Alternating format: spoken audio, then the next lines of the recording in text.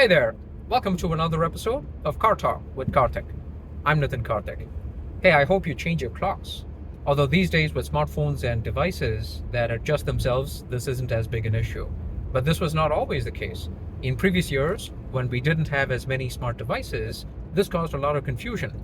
Let me tell you a funny story that happened to me during my first year of college. After having grown up in India and Africa, this whole notion of changing clocks was very alien to me.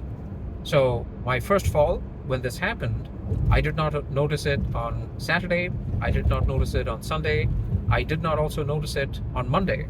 I went to my first class at 9 a.m. on Monday morning, and I was surprised to see people dressed in military fatigues with military haircuts.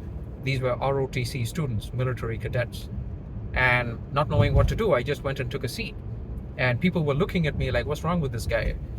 And the student next to me, he motioned to me, he said, hey, this course is on the strategy of war. Is that the course that you're supposed to be in? I was like, oh, no, I'm sorry, that's not my course.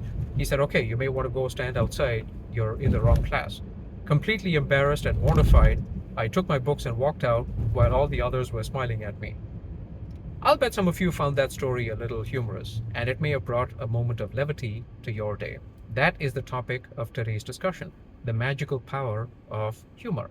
The next time you're in a customer discussion and you want to do a deal, both of you, but the chasm seems too vast to bridge, try sharing a humorous story, especially if you are the victim.